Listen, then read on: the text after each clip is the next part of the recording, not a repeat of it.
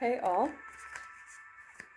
I hope everyone is making the most of November 2019 so far, of Scorpio season 2019. The Chariot will be our first card out, immediately followed by the Two of Swords, Two of Air, a decision, a fork in the road often, the Hierophant, and that can often be a Taurian energy coming through, and the Page of Spears, Page of Fire, enthusiasm, energy, spirited energy, excitement, and a lot of times a message carrying that type of energy. We can also possibly be seeing a Cancer here with the Chariot card, a younger fire sign with the Page of Spears in this deck, Page of Fire, and there's Aquarian energy on the table with the Two of Swords here. But I would we'll dig deeper into the meanings of these cards based on what else comes out for us. I wouldn't get too hung up on the signs, as always. It's great when they confirm things for us, but we can all show up as different energies at different times for different reasons, being that different energies are highlighted in our charts at different times, and we all have all the zodiac signs somewhere in that chart, right?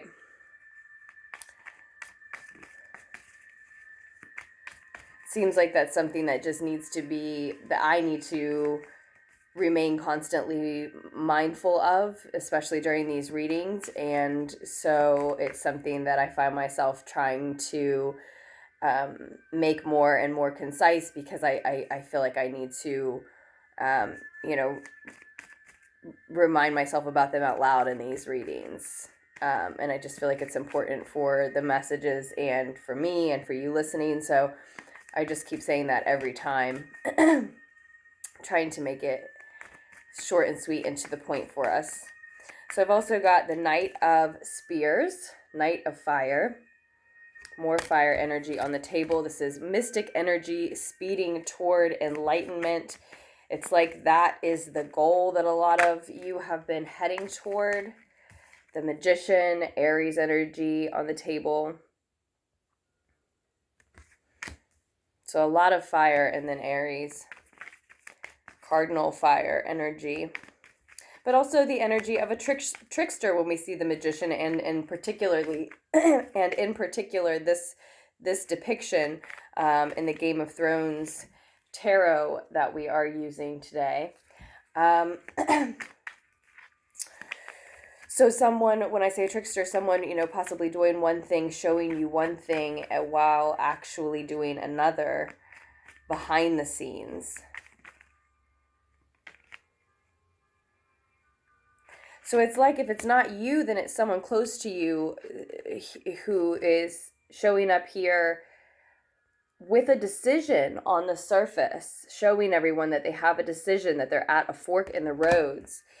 But beneath the surface, at their core, behind the scenes, what people can't, where not everyone can see, they're actually taking action, using their willpower, focusing it, concentrating it in a certain direction toward a certain manifestation.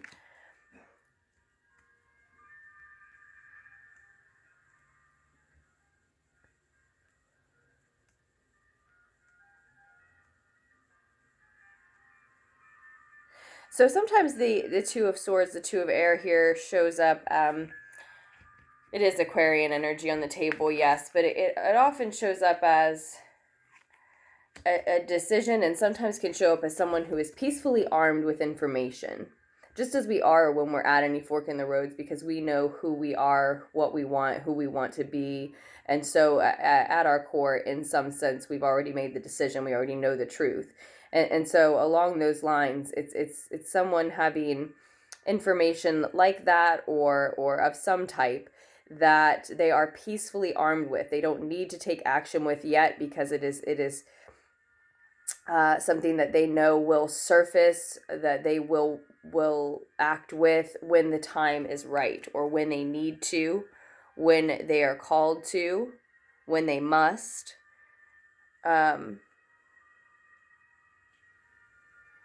So yeah, it's like someone, and maybe it is you, is manifesting something, but they're not letting anyone see what it is that they're manifesting, or how they're going about it, what they're working on. But on the surface, they're giving off this energy of being peacefully armed, because they know the truth. They know what they're working on, and that it will be ready in a timely fashion, when it is meant to be, when they need it to be, when the appropriate amount of work and time has gone into it, right? And they've planned that out, and they know when that will be. So they're sort of waiting for that time, maybe. Let's look at the bottom of the deck. Is the Fool card. More Aries energy, possibly, sort of blanketing the reading.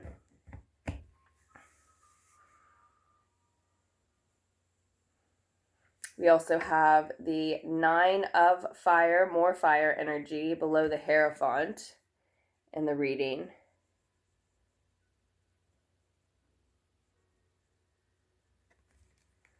So maybe we may see someone here forming a ritual, a routine, some habits, even traditions, beliefs, but certainly new behavior patterns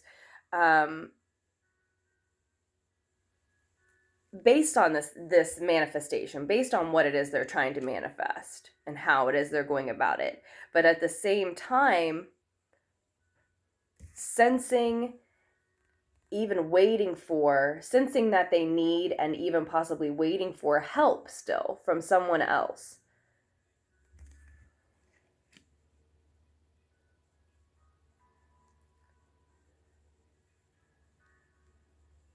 So someone trying to manifest something, having all the tools that they need to manifest what they want, and on the surface acting as if they have it, by allowing, again, their habits, routines, behavioral patterns in general, their daily choices and rituals being totally based around that which they're trying to manifest, but also having a sense, a sort of looming sense of needing someone's help.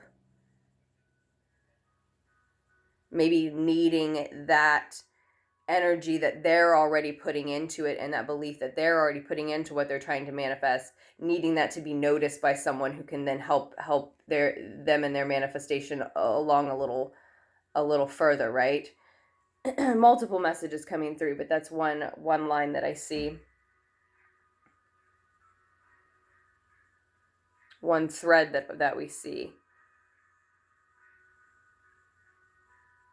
And if you are waiting to hear from as we said, possibly a younger fire sign here in the reading, Aries, Sag, or Leo, especially Aries with all this Arian energy otherwise, but Aries, Sag, or Leo, or just someone who has a lot of enthusiasm for your passion project, who gets you very excited about that which you're working on, someone who carries that bold, intense, passionate energy that a fire sign, especially a youthful fire sign, would have, that confidence, that bravado, right? That natural inclination toward socialization and persuasion, that type of individual. If that's the type that you are waiting to hear from, maybe regarding what you're working on, what you're trying to manifest specifically, which of course will be different for everyone, then it does look like this message is coming in the near future. Or perhaps that's the type of message you need to send, because this Nine of Wands, Nine of Fire showing up, can also be telling us that you need to ask for help, see help where it is offered, seek it in some sense, even if that is just surrendering your doubts and your fears, and any other type of negative energy you might be fueling into that which you're truly meaning to work on and work toward. Surrendering those things to the divine, or whatever it is that anchors you, if there is something that aids you in those types of matters, right?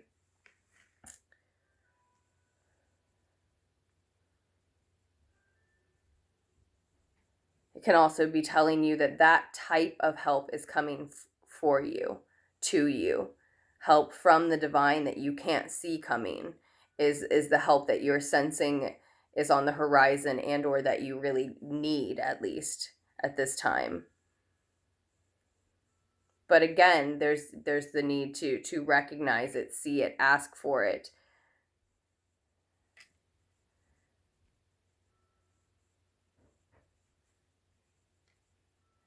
I do think that some of you outright need to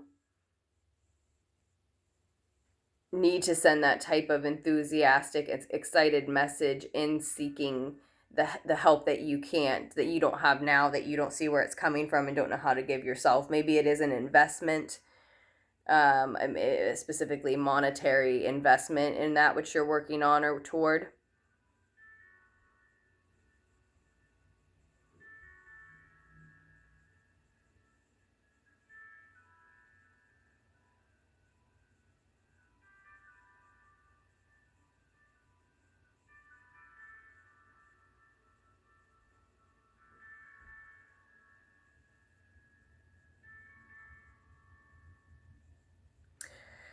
So some of you will, I have to say this, we've got the Four of Earth, the Four of Pentacles below that page of fire energy here. So some of you will be receiving an excited, enthusiastic message regarding what you're working on, but this person is not looking to invest too much. This person is only looking to invest where they definitely, absolutely already see returns. They may want an investment from you, some type of guarantee at least from you before they invest anything at all, if that is specifically the type of help that you are open to at this time, looking for, keeping an eye out for, right? And if it's not messages coming into you, if you're the one who needs to be sending these types of messages out, seeking some type of support, likely physical support of some type, then bear in mind that you are carrying that energy, that miserly energy that the Four of Pentacles can represent with you, and that to some intuitive individuals, you may be revealing that to them, that you're carrying this energy, right? You seem excited and enthusiastic, and you're curious, you're ready to venture out, but you need some type of other support that you may be asking for, some of you. And if that's the case, you might be carrying that energy of, I'm trying to hold on to what I have. I need to see that you're going to give to me before I can put much energy out. And you have to be careful with that, because that can make all of your efforts to reach out and ask for the help that you want or need at this time in vain. That can just sort of make them be in vain, right?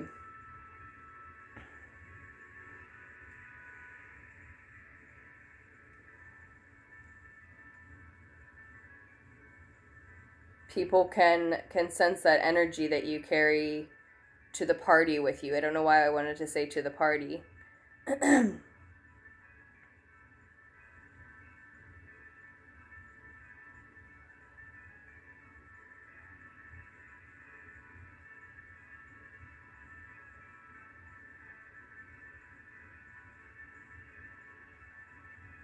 But this is, as all the cards this carries dual messages with it, right? So it's also telling you that, there's a fine line to walk between protecting one's boundaries and carrying that miserly energy. So you do want to be,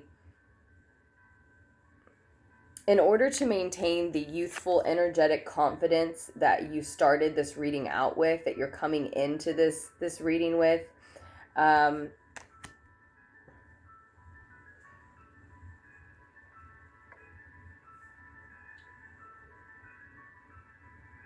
there's a fine line to walk between, protecting one's boundaries and being so protective that you allow no energy to flow out, and so you block anything from flowing in. So just because I'm saying don't carry a miserly energy with you, don't let it be too obvious that you're trying to hang on to what you have for dear life as you try to manifest more. At the same time, that doesn't mean that you have to be irresponsible with your resources, perhaps. Your time, your energy. When we talk about physical resources in the Pentacles, it could even just be your time, your energy, not necessarily money, but it can be anything, any physical resource to you. So it looks like what a lot of you need to be more sure of in general is that you can still be mystic energy speeding toward enlightenment and vibing at a frequency where you're attracting like minds and kindred spirits. If you're maintaining a routine, a personal schedule, ritual, daily ritual even, right? And waiting for the type of help, opportunity, partner, offer, investment that suits you and fits you. You don't have to be constantly accepting new collaborators, co-workers, offers that come in through just networking and socializing. You don't have to constantly be taking action to seem and be confident and energetic and enthusiastic and speeding toward that enlightenment, really, towards your next idea, epiphany, your next moment where you get to level up to a new level of understanding, or maybe functioning within your business, your social life, your life in general, or a specific relationship that's really paramount to you right now. You can still be that youthful, energetic, confident energy, but confidently know that the action to take is to wait for, like I said, the right offer or opportunity, right? The right type of help. Because I do get the feeling that for a lot of you, if you are looking for some sort of offer, investor, opportunity, some sort of support and help, that the first that is available to you may very well be a trickster-like energy who is looking out more for their physical gain. What can this do for them physically, their money or otherwise, right?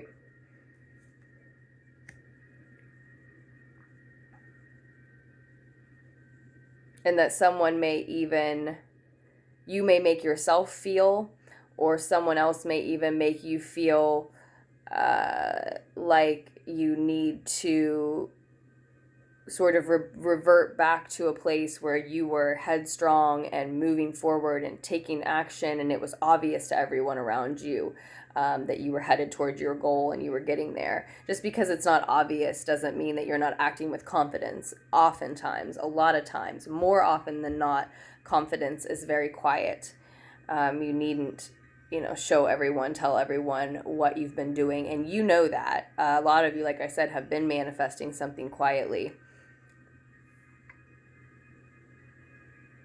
But if you feel that you're sort of at this crossroads of whether it's someone else trying to convince you to do this or not, if you feel that you're sort of at this crossroads of, do I go back to taking constant action like I was previously that got me to the space I'm in now, or not if, do I go back? Maybe some of you are saying, do I continue to take that constant forward action? Or do I lean into the rituals, routines, schedules that I see supporting what I've manifested up to this point? And you are intuitively leaning that direction toward this sort of routine that just is naturally emerging, then don't let anything cause you to second guess that, to hesitate there, especially if it's someone else trying to tell you that you need to be taking action. There's a time where confidence is just maintaining that routine, doing so confidently. That has so much more to do with you just trusting in your own instincts. And I understand why this is the message, because the umbrella card here is this Fool card. So this is all a new beginning for you. You've sort of traveled into this world, this realm where there's a lot of things happening that are new to you. So you may be very inclined to take advice from people who seem to know more about what you're doing, people who are more established in what it is that you're doing, or who just have a lot to offer, maybe in the way of advice, maybe in the way of investment and support in that sense.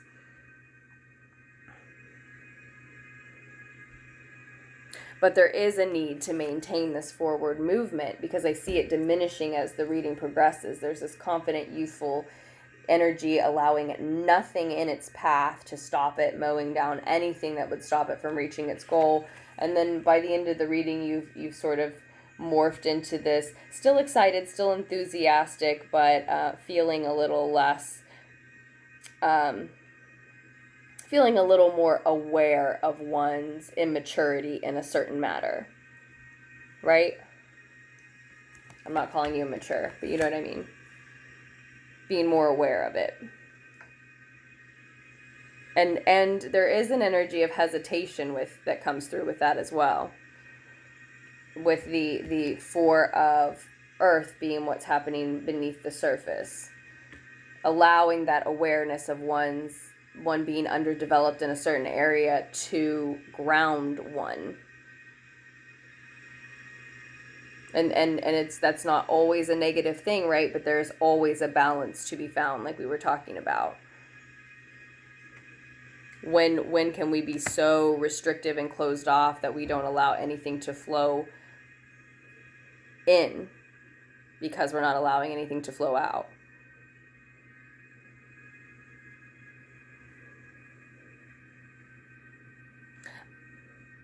This will resonate for some, not for all. It looks like the offer that is the one for you to take, is someone who almost seems like they're pitying you, but what they're offering is an equal give and take. Someone who almost seems like they're making the offer because they see that you're struggling, they see that you need it, which could make you not want to take it, right? It would make me not want to take it. But again, what they're offering is an equal give and take for the two of you. I see this being a lengthy bond, partnership, a contract here, one beneficial for both parties, one that allows you to manifest, graduate to a new level, manifest more of what you want. There's celebration as a result. And we see one or both of you holding up your end of the deal, being very honest, very trustworthy, not wanting to let the other down, the contract, the partnership. So a lot of truth here.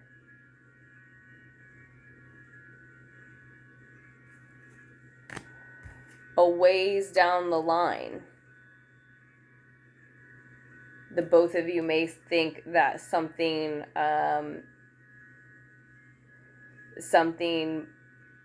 belongs to both of you. Each person, each partner we may see them here thinking that that something belongs to them, and the other partner thinks that it belongs to them as well. Both trying to possess the same part of it. But that is a ways down the line, and honestly, possibly too far down the line to get into. Definitely not in this recording. So with that being said, that is your lunar pool, our lunar pool for November 1st, 2019, of course. The moon has transited into Capricorn at this point, so I hope you all make the most of that Capricorn moon energy here in Scorpio season.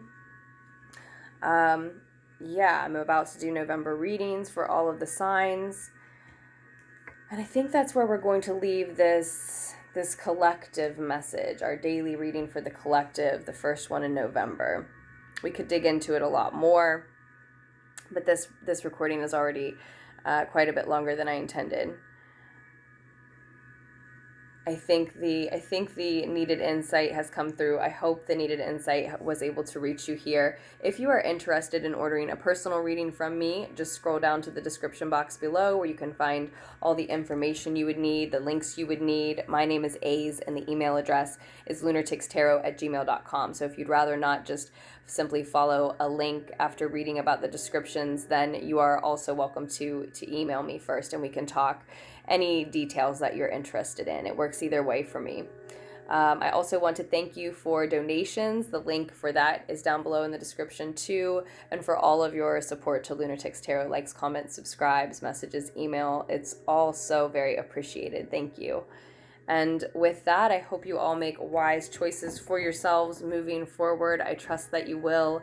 And I look forward to doing another Lunar Pool reading for us just as soon as I can.